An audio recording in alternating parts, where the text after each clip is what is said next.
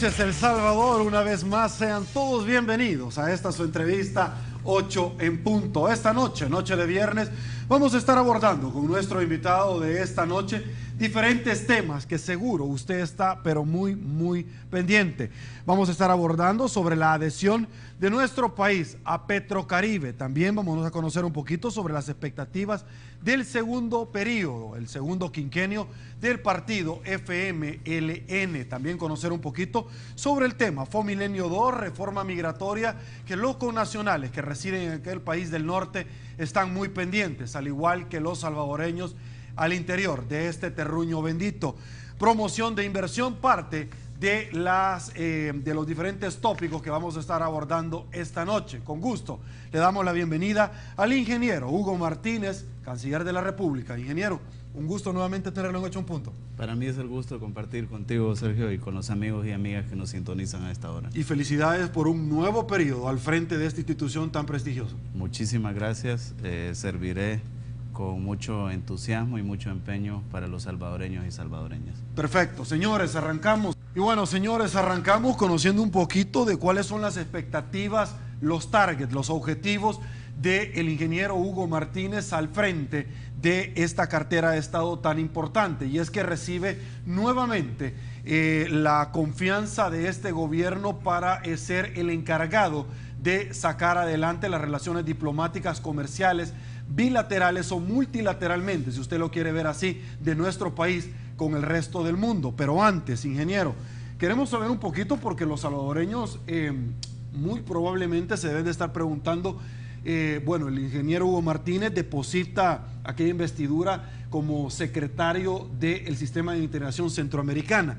¿Qué pasa con esa institución? Es decir, ¿queda céfala? ¿Quién lo está manejando? Por favor. Bueno, muchísimas gracias por esa pregunta. En realidad, al tiempo que se llegaba el momento para la juramentación como ministro de Relaciones Exteriores, presenté mi renuncia al cargo de secretario general del Sistema de la Integración Centroamericana.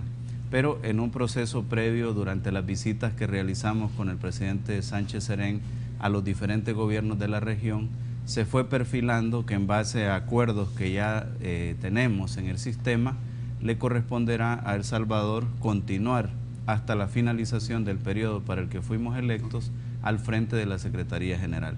De tal forma que el presidente está en el proceso de presentación de propuestas para la persona que me va a sustituir en la Secretaría General, y la decisión final se tomará el 27 de junio en la cumbre ordinaria de jefes de Estado y de Gobierno del SICA en República Dominicana. Ok, 27 de junio, pero sí, muchísimas personas quizás desconocen la intimidad orgánica de este ente colegiado.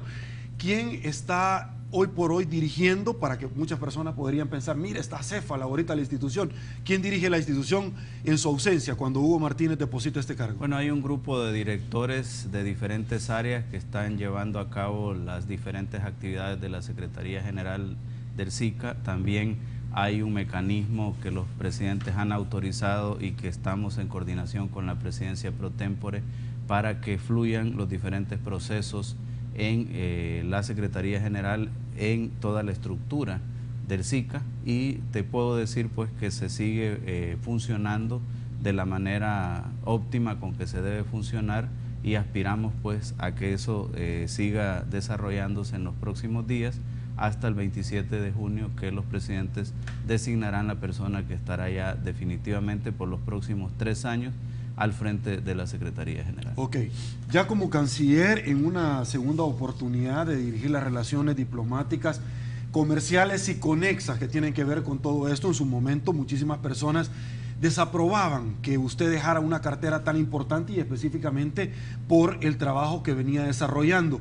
¿Qué podemos esperar de esta segunda oportunidad en la gestión de un segundo gobierno del partido FMLN? No, lo primero que quiero decir es que agradezco al presidente Sánchez Serén por la confianza que ha depositado en mí, por llamarme a formar parte de su equipo de gobierno. Para mí es un orgullo, porque es una persona a quien respeto, a quien aprecio mucho, con quien he trabajado en otros espacios, y coincido también con esa visión de gobierno incluyente, esa visión de gobierno dialogante, y por eso en el momento que tuvimos las conversaciones para regresar a Cancillería, aunque tuve en un primer momento también una decisión difícil para dejar a la Secretaría General del Sistema de la Integración Centroamericana, no lo dudé, porque es un llamado del país, es un llamado del presidente Sánchez Serén para servirle nuevamente a El Salvador.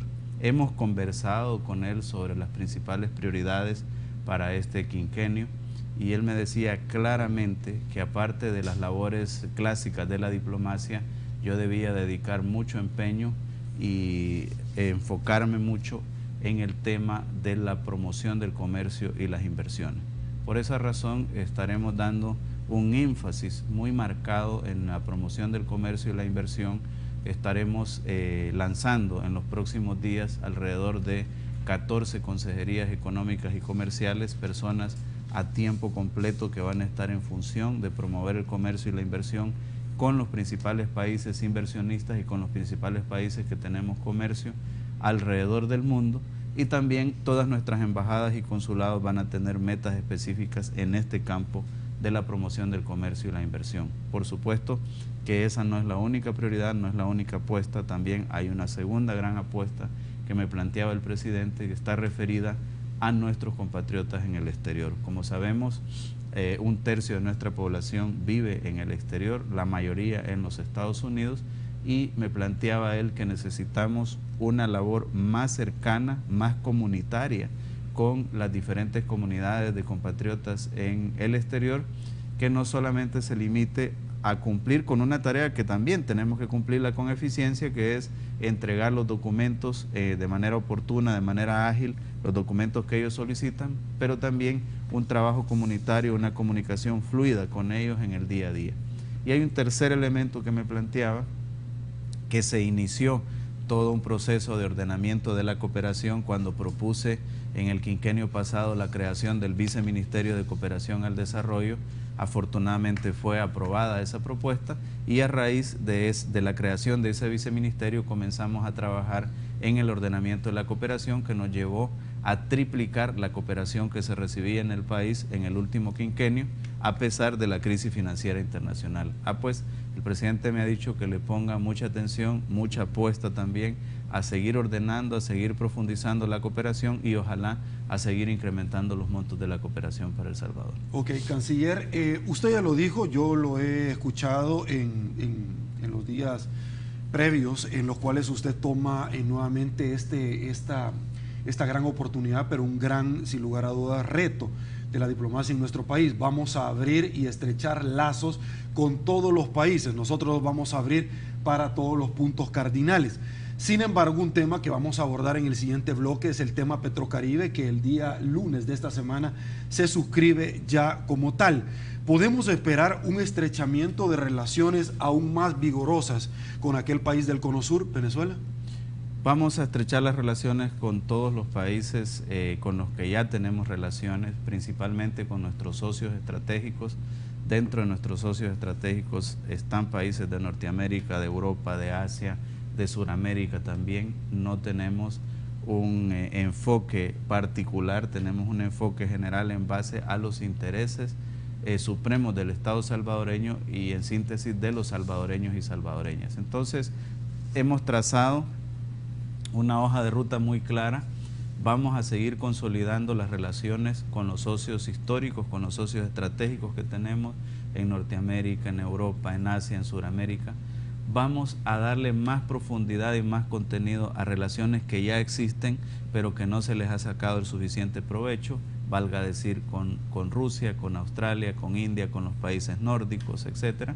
Y vamos también a abrir relaciones con países que hasta ahora no se han tenido relaciones, probablemente países árabes, países africanos, con los cuales hasta ahora no se ha tenido relaciones, y no solo buscamos la complementariedad de las economías, no solo buscamos la cooperación en algunos casos, sino que también buscamos cómo podemos hacer bloque con algunos países en los foros multilaterales para ganarle correlación a las propuestas y a las necesidades que tenemos como países en desarrollo. Entonces sí, vamos a seguir ampliando el abanico de relaciones, pero consolidando también lo que ya tenemos establecido como relaciones históricas, como relaciones de socios estratégicos y como relaciones emergentes. En su momento, cuando nosotros conversamos en su calidad de canciller, si me equivoco me corrige, yo le traía a colación la llegada histórica, luego de un tiempo de ausencia en nuestro país, de embajadas, por ejemplo, como Gran Bretaña, nuestro país, diferentes logros de los cuales se potencializaron dentro de su gestión. Se tiene dentro de este mapa que usted nos acaba de enseñar, esta hoja de ruta a corto, a mediano plazo, la invitación también a otro tipo de país que normalmente no ha tenido una presencia física en nuestro país para que también lo haga.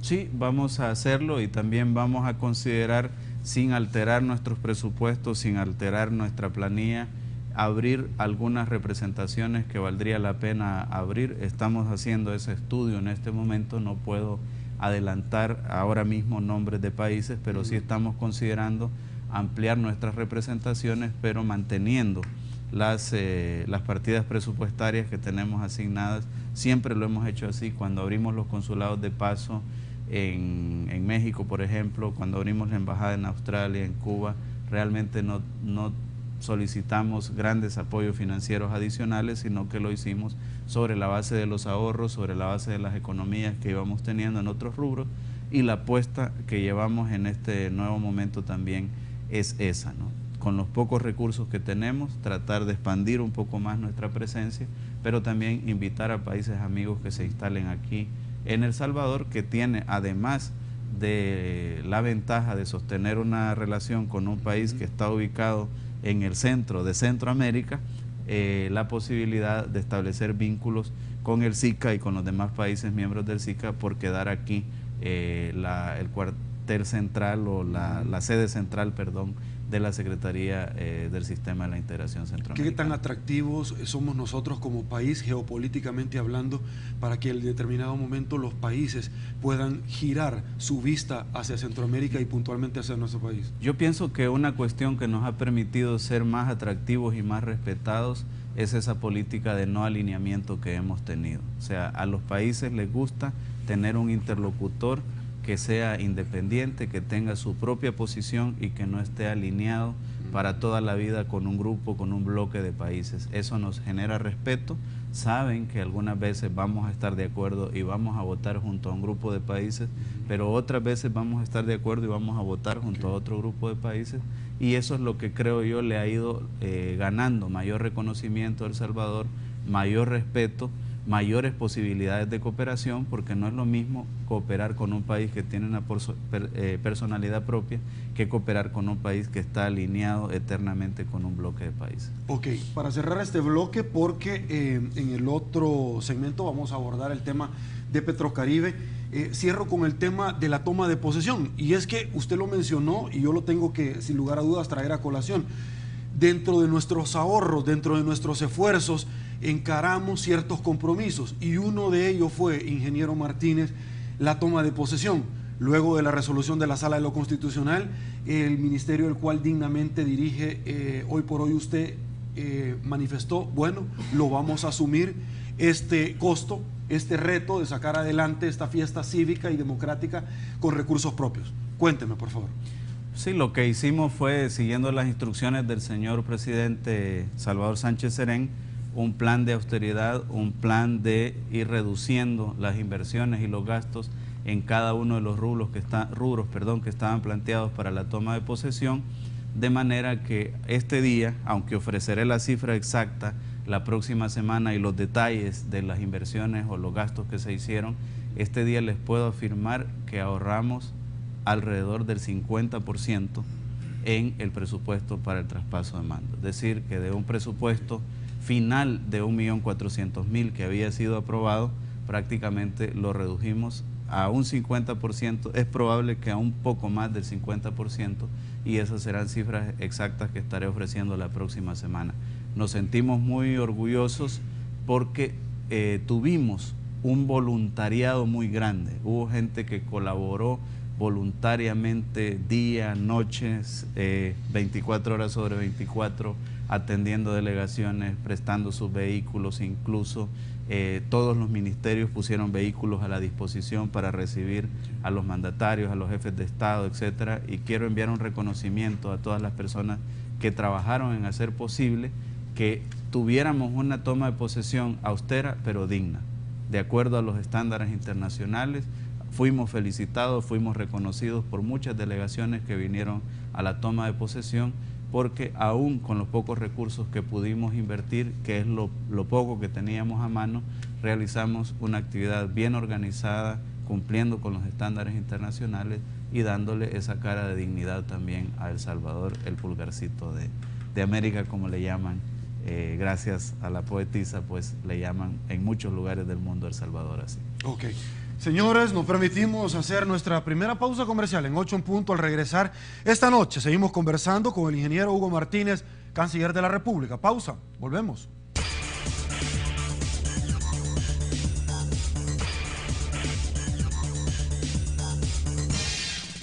Muchísimas gracias, señores, por seguir en sintonía de esta su entrevista 8 en punto. Seguimos hablando de diferentes temas esta noche con el canciller de la República, el ingeniero Hugo Martínez. Y es que el tema en este segundo bloque es Petrocaribe, porque muchos salvadoreños están muy pendientes de este tema, ya que conocieron que luego de la toma de posesión el 2 de junio, los salvadoreños se dieron cuenta, obviamente por Teleprensa Canal 33, del acuerdo firmado con Petrocaribe. Una de las preguntas, ingeniero, que saltan sobre la mesa es: ¿cuál va a ser el mecanismo en el cual se va a obtener esta prerrogativa? Unos hablan, mire, se va a tener que cancelar un 40-50%, el otro restante se va a cancelar a 25 años plazos, a un 2% aproximadamente. Si me equivoco, por favor me corrige, que usted es la persona más indicada para podernos instruir en este tema. ¿Cuál va a ser el beneficio de primera mano, que es lo que los salvadoreños, es lo primero que se preguntan? Muy bien. Lo primero que hay que decir es que El Salvador solicita la adhesión a un mecanismo de cooperación. Ese mecanismo de cooperación se llama Petrocaribe, y ese mecanismo busca, en primer lugar, reducir las asimetrías existentes entre los países, dar facilidades respecto a la factura petrolera, y la solicitud de adhesión y la consecuente aceptación de esa solicitud no plantea una obligación jurídica del Estado salvadoreño respecto a créditos, respecto a votaciones, etcétera, sino que únicamente es el inicio del proceso. También hay que decir que se crean muchos fantasmas alrededor de Petrocaribe. Petrocaribe tiene su origen en el Acuerdo de San José que firman Venezuela, México y los países de Centroamérica para dar un trato preferencial a los países centroamericanos en materia petrolera. Pero después hay otro antecedente, que es el Acuerdo de Caracas, que se firma de cooperación energética en el año 2000, que también fue firmado pues por gobiernos anteriores aquí en El Salvador y que estuvo en vigencia varios años, desde el año 2000, y todos estos aspectos son antecedentes para este mecanismo de cooperación energética de Petrocaribe. Una vez se firma la adhesión, una vez se acepta la incorporación, ya entramos al proceso de negociación de lo que podrían ser acuerdos específicos, de los cuales evidentemente tendríamos que analizar con los equipos jurídicos qué es lo que requiere ser ratificado por la Asamblea Legislativa y qué asuntos no necesitan ser ratificados por la Asamblea Legislativa. Tanto el secretario técnico de la presidencia como el mismo señor presidente, mi persona, el señor vicepresidente, hemos sido diputados de la Asamblea Legislativa y estamos claros de los procedimientos que hay que seguir, y jamás haríamos un procedimiento incorrecto que no establezca ese sistema de pesos y contrapesos que requiere nuestra democracia. Pero hay que estar claros también que hay momentos, hay pasos en el proceso que no requieren una preaprobación, no requieren una prediscusión en el Congreso. En mi caso, pues me ha tocado firmar una cantidad de acuerdos, una cantidad de adhesiones que posteriormente, en base a los compromisos que se puedan ir adquiriendo, es que van a la Asamblea Legislativa para el respectivo control legislativo y para la respectiva ratificación. Entonces es muy importante distinguir que en este momento lo único que se ha dado es un paso solicitando la adhesión y la aceptación por parte de Petrocaribe de esa adhesión. Para ponerlo en términos muy gráficos, es como cuando tú solicitas ingresar a un club para tener una membresía y tener un trato preferencial en esa membresía o descuentos o la posibilidad de pagar al crédito lo que puedas comprar en ese club. Y el mecanismo, los tres beneficios principales que traería en una futura negociación son los siguientes. En primer lugar, la posibilidad de que en lugar de pagar la factura petrolera cash de inmediato, parte de esa factura petrolera se pueda pagar al crédito. Pero eso es un gasto que siempre se va a hacer.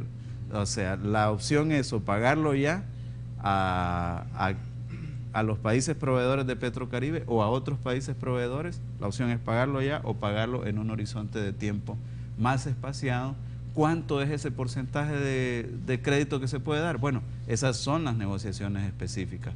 ¿Cuánto es la tasa de crédito? Bueno, esas son las negociaciones específicas. Hay tasas de referencia, hay años plazos de referencia, pero eso ya son los asuntos específicos que se tienen que ir negociando en el marco de ese paraguas que ha sido el ingreso a ese club, vamos a llamarlo así, a ese mecanismo de cooperación que es Petrocaribe. Entonces, ese es un beneficio de que no necesariamente es como en la economía familiar. Si uno no tiene el dinero completo para pagar una televisión, una refrigeradora que va a comprar, negocia incluso 6 cuotas de contado. Creo que hay esa oferta, ¿no?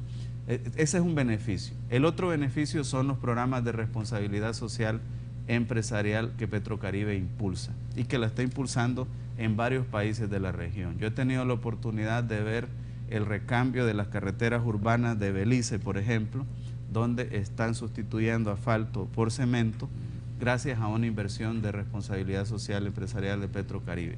He visto también la construcción de casas de habitación en Haití, que fueron dañadas o gente que quedó sin casas por el terremoto y ahora se están construyendo casas gracias a estos programas de responsabilidad social empresarial.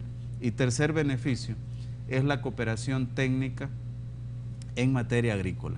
Como también se contempla que se pueda pagar con ciertos productos, no solamente agrícolas, por cierto, parte de la factura petrolera, se está capacitando a los agricultores, se les está brindando nuevas tecnologías para que sean más productivos. Así he conocido proyectos en República Dominicana, he conocido proyectos también en Belice mismo, que le permite ganar una mayor productividad a los agricultores y si tienen un excedente de producción, ayudar a pagar la factura petrolera con Petrocaribe. Entonces, esos son algunos beneficios.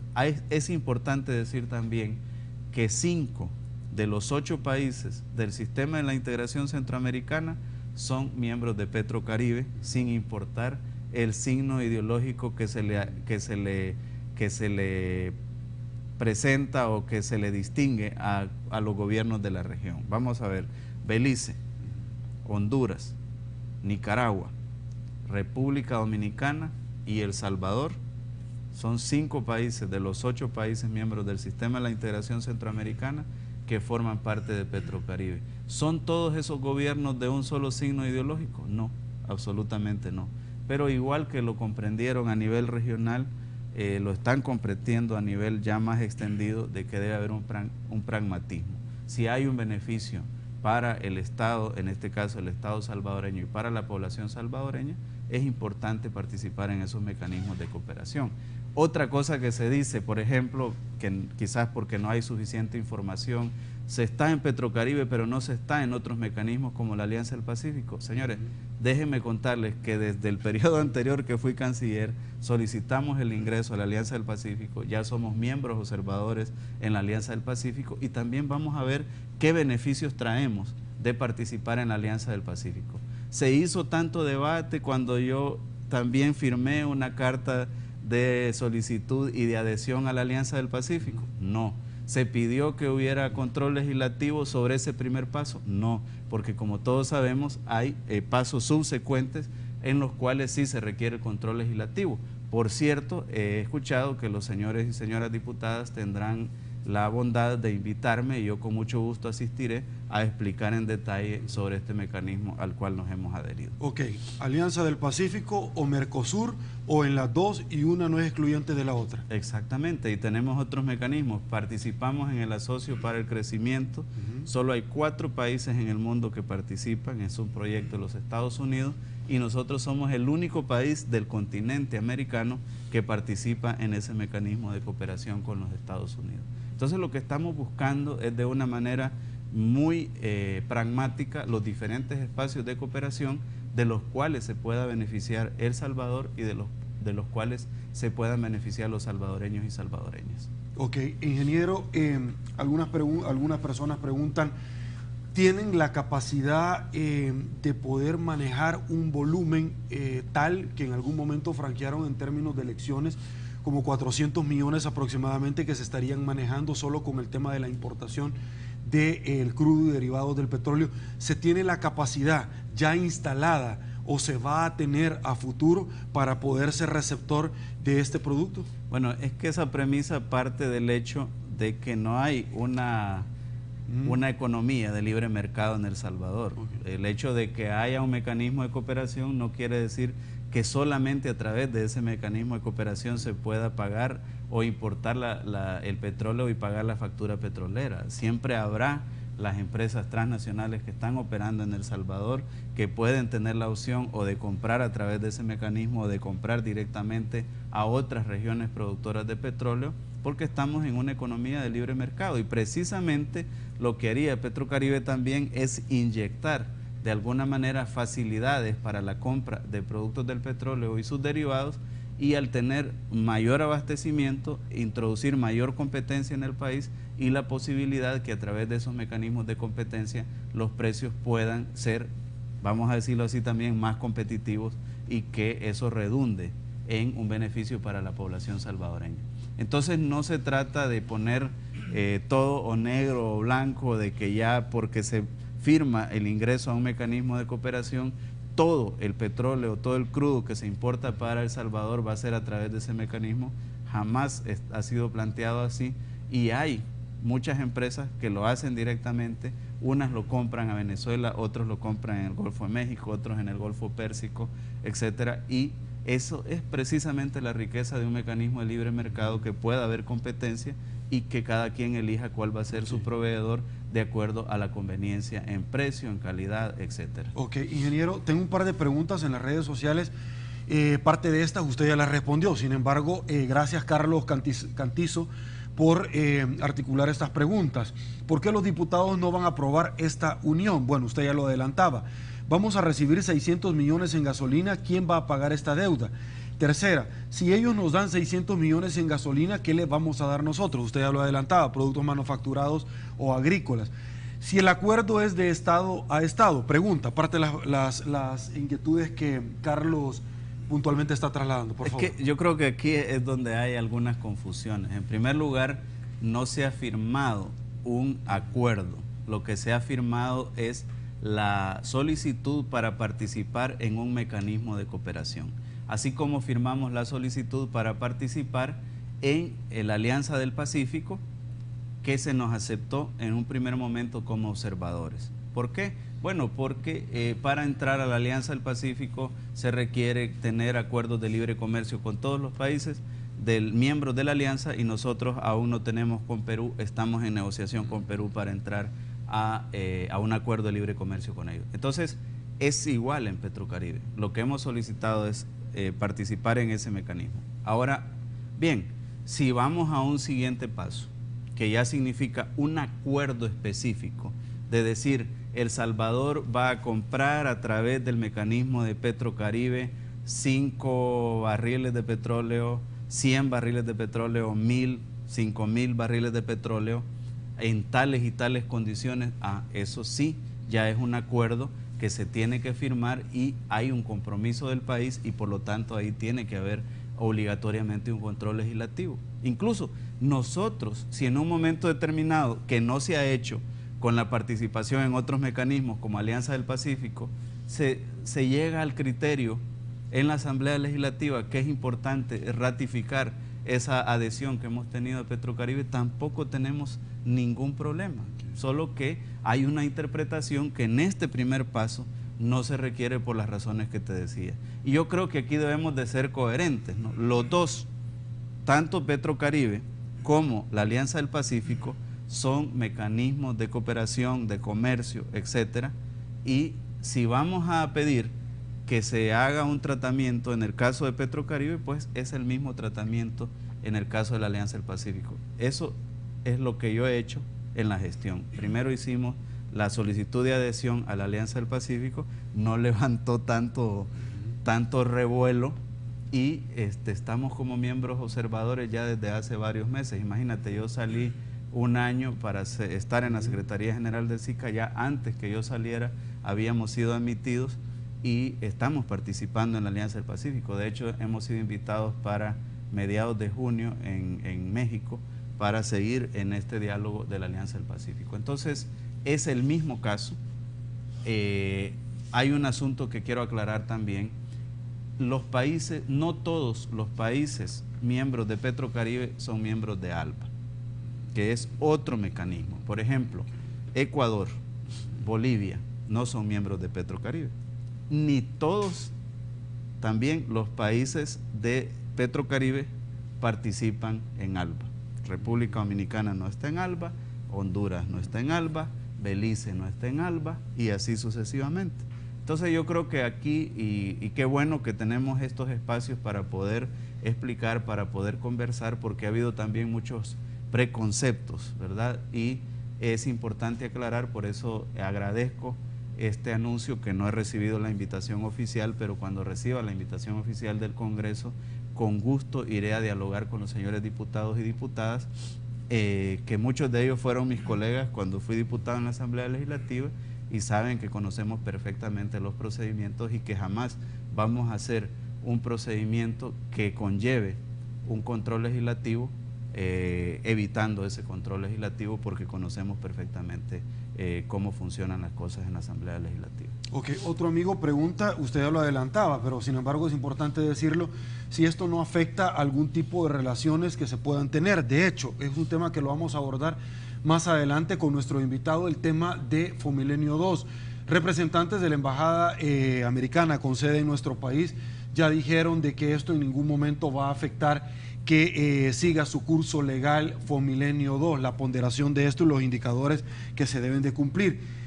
Otra de las preguntas para finalizar este tema, porque hay una gran cantidad, sin lugar a dudas, de interrogantes, es si ya se tiene alguna fecha para poderse reunir con los empresarios y poderlos como dar un proceso de inducción, porque de pronto las personas que nos han acompañado nos manifiestan, no sabemos nada todavía de cuál va a ser el mecanismo de nuestra participación.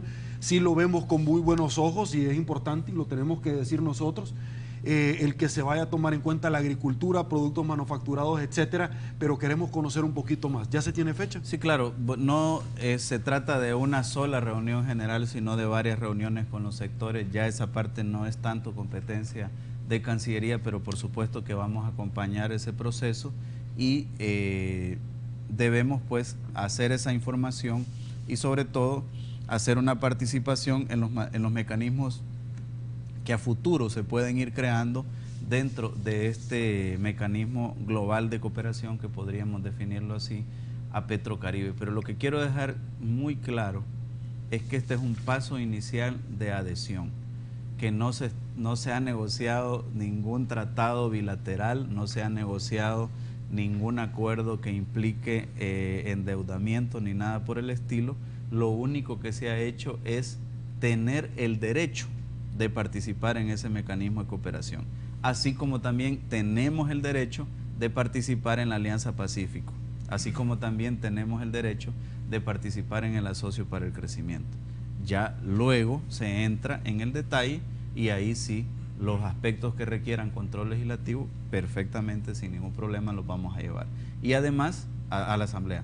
Y además hemos dicho que este va a ser un mecanismo transparente. Miren, Si el único documento que existe es la carta donde hice la solicitud de adhesión a Petrocaribe, y ese documento fue público, se les entregó a todos los periodistas. Hemos solicitado la certificación del punto de acta donde Petrocaribe nos admite, y una vez tengamos la certificación de ese punto de acta también lo vamos a hacer público, pero no hay nada más que eso.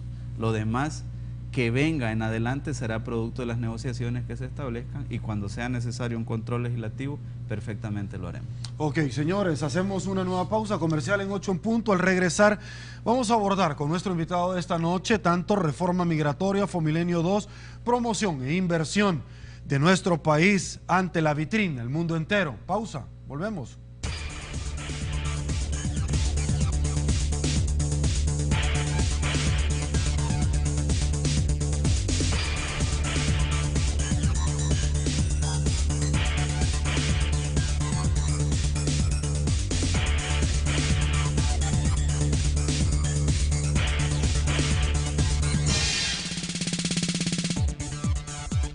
Señores, estamos de regreso, pero tanto de qué hablar con nuestro invitado que vamos a tratar de retorcer el tiempo más de lo que lo hemos hecho hasta este momento.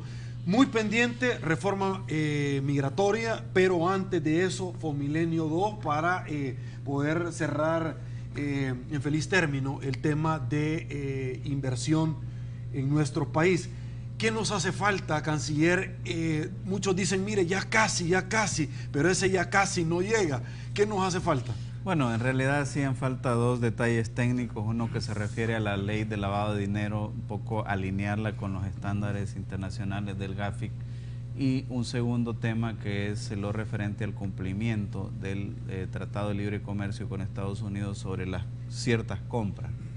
Esos temas los discutimos durante la visita que hicimos con el presidente Sánchez Serén a Washington, y quedamos ya con una decisión política de que esos temas fueran resueltos. Se le dio las indicaciones al nivel técnico, y el nivel técnico está resolviendo esos dos temas en este momento, y yo creería pues que si no surge ningún obstáculo, en las próximas semanas se estaría, ojalá Dios quiera, firmando ya el segundo compacto de Fomilenio. Entonces creo que vamos por buen camino. Hay mucha voluntad del Ejecutivo, del gobierno de los Estados Unidos de avanzar en este tema, y por supuesto toda la voluntad, disposición del presidente Salvador Sánchez Serén y su equipo también de avanzar en este tema, y espero yo que sea cuestión de semanas para tener la firma resuelta. Ok, despacio pero sin pausa. 300 millones que tenemos ahí listos para invertir.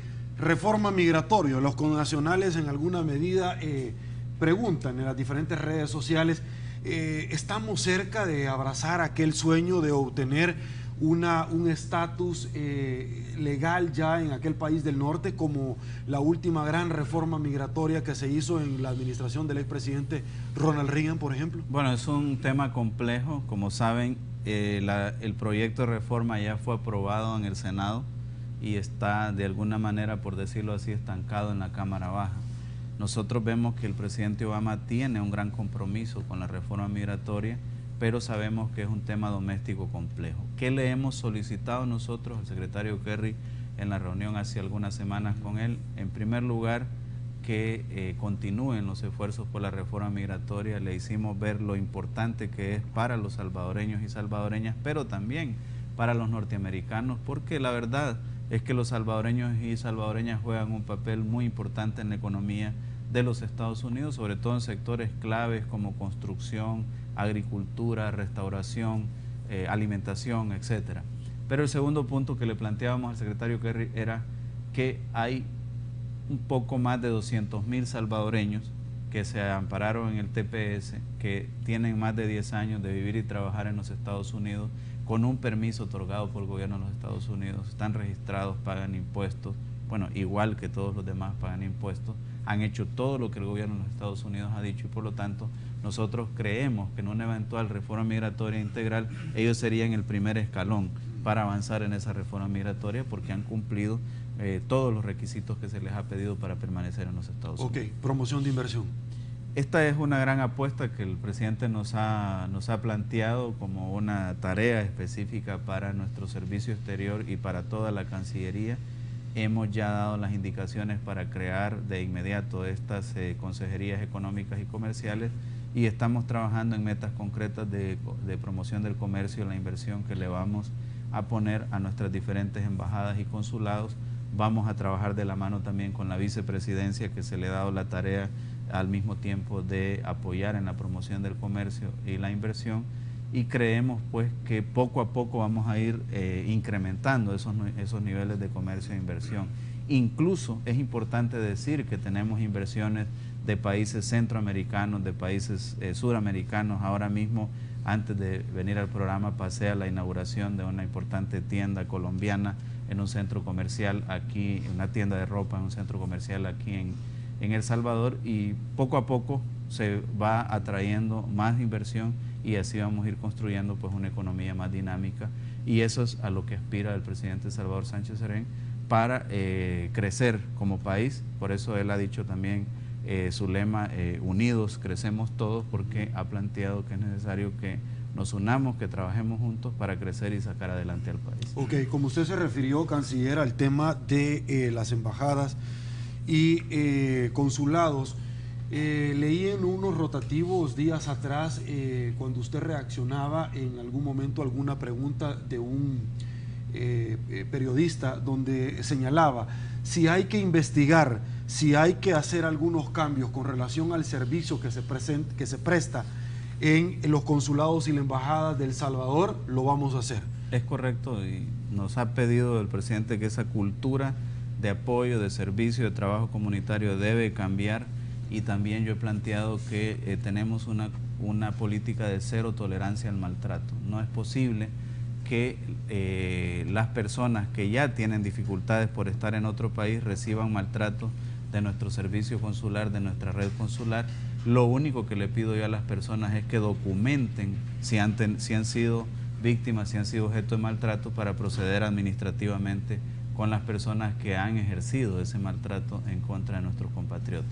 El otro aspecto es el tema de la carrera diplomática. Nosotros planteamos desde nuestro primer periodo de gestión que le íbamos a pedir a nuestros embajadores principalmente y a los cónsules de los principales destinos que fueran avanzando hasta tener un nivel de maestría, un nivel de especialidad en diplomacia, relaciones internacionales, derecho internacional, comercio internacional, y que vamos a llegar a un momento en el cual para ser embajador se va a requerir ese título.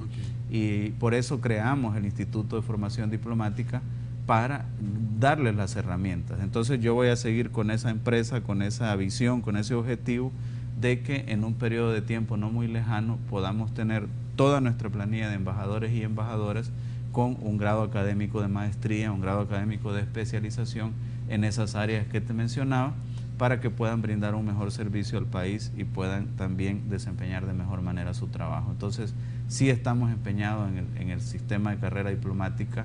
Antes también de salir del periodo anterior dejé un proceso de exámenes para ingreso a la carrera diplomática. En esos exámenes participaban como examinadores ex cancilleres, diplomáticos de carrera, etcétera, y a eso sentó las bases y dio el germen de que el ascenso en una carrera diplomática no solo dependiera de los años de antigüedad y de la discrecionalidad del ministro, sino también de una evaluación que se hace y que las personas participan voluntariamente en esa evaluación.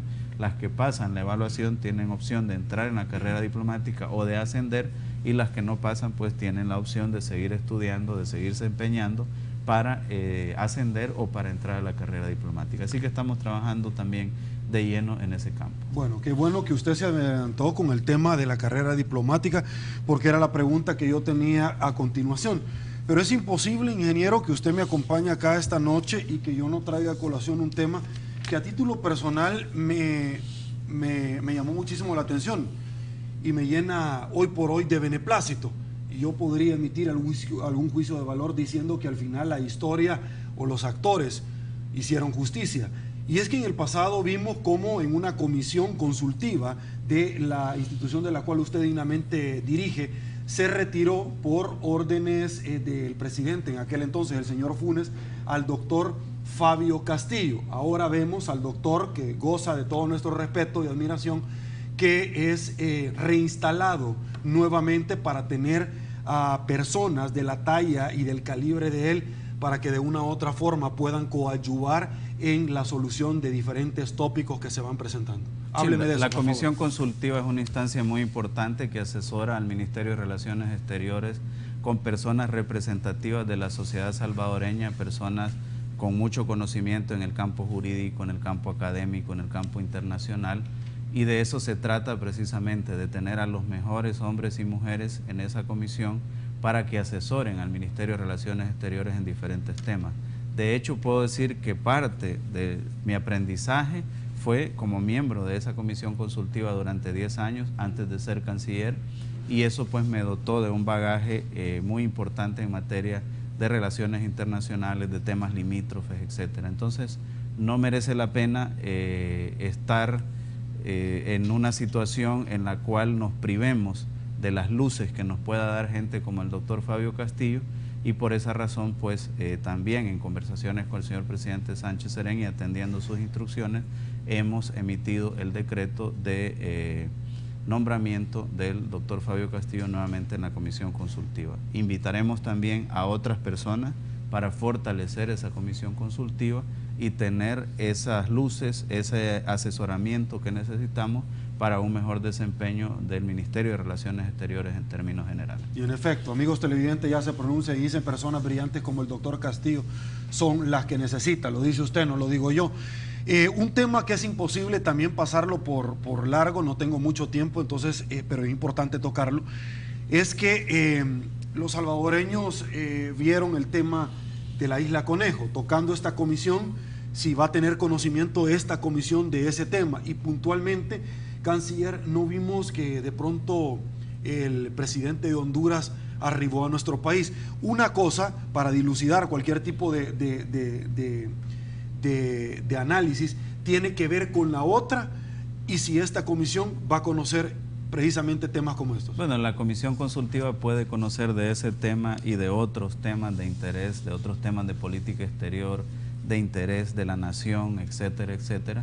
Y eso es lo positivo, ¿no? De que se tiene ese bagaje de conocimiento, esas personas especializadas que le pueden a uno asesorar y dar luces en diferentes temas, como decía, de las relaciones internacionales, de la política exterior, los temas limítrofes, etcétera, etcétera.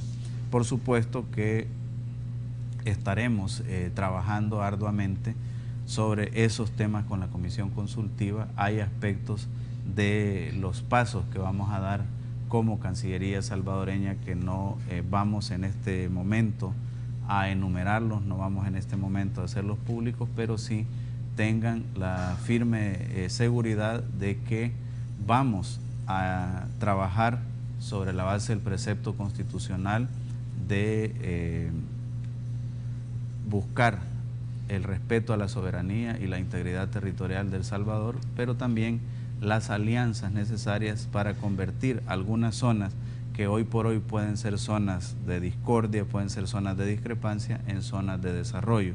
Ya hay una declaración de Managua que declara el Golfo de Fonseca una zona de paz, desarrollo y seguridad, y en base a esa declaración de Managua es que vamos a seguir trabajando en el Golfo de Fonseca. Ok, ingeniero, llegamos al final de la entrevista 8 en punto, deseándole más adelante una pausa aún más, pero por supuesto deseándole éxitos en su gestión, porque unidos, señores, crecemos todos. Pausa, volvemos. Ahora sí, señores, estamos de regreso, llegamos al final de la entrevista 8 en punto, y no me resta más, ingeniero, que agradecerle.